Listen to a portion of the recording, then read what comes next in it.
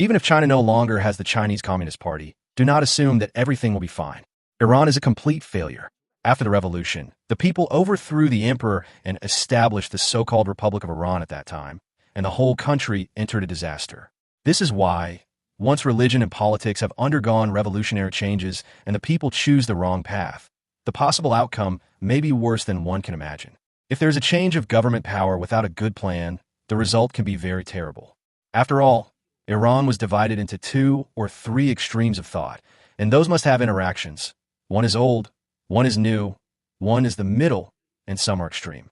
If these people's thoughts and ideas cannot be unified, relying solely on war to resolve the conflict will lead to an era of terrorism or warlords. That's the end of it. Everyone will fail. This is why so many things happened after the Iranian Revolution. It finally became a completely religion-controlled nation. A government that is completely controlled by religion lacks democracy and has missed the best development opportunities in the Middle East. This is because there is only one voice. When Khomeini returned to Iran, he promised that you don't have to pay for oil. The land is yours, the house is free, the eggs are free, and the oil is free. What happened in the end?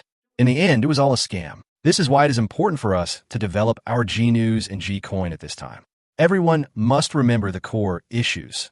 When a national regime changes, no matter what the circumstances are, we must protect the 3 essential issues. The first is the personal security and family safety of all elites. For example, there are now hundreds of thousands of children studying abroad, including hundreds of thousands in the United States and the United Kingdom. There are millions abroad. In fact, the number of children studying abroad may reach nearly 10 million. These children are the real pillars and future of China.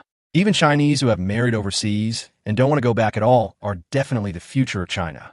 How to get hold of these elites who are wise and talented so that they feel safe and secure and are not affected by the domestic political turmoil or the threatening of the lives of their families at home.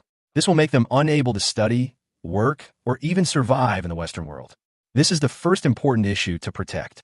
It is absolutely not allowing anyone, especially the CCP, to hide behind the people, particularly behind the overseas Chinese. Especially in the past few years, the CCP has almost successfully manipulated the Western countries, like the United States and Europe. Overseas Chinese students are all spies, and they all love the CCP. They will sacrifice for the CCP, not to mention being the CCP's spies.